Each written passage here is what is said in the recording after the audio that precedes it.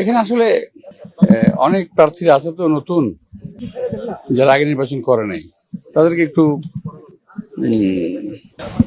বোঝানো হচ্ছে।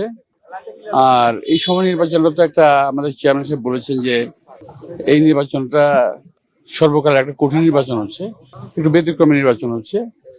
এই ব্যাপারে একটু সচেতন করে দেওয়া, আমাদের কি করণীয় আছে, আমরা কি করব,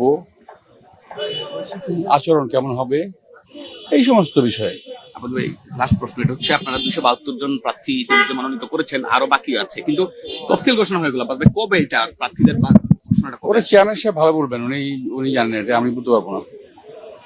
আলোচনা আছে কিনা এটা নিয়ে? না, এটা আমরা বলতে পারবো না, চেয়ারম্যান সাহেব ভালো বলতে পারবেন।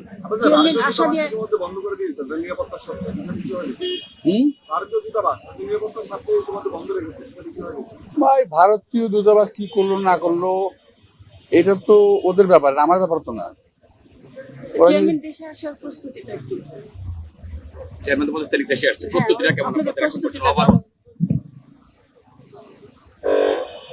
প্রস্তুতি কি নেব, উনি আসবে, আমরা এয়ারপোর্টে যাবো, ওনাকে সম্বোধনা জানাবো, রিসিভ করব, আর অন্যান্য আনুষঙ্গিক যা আছে সেটা আমরা করবো।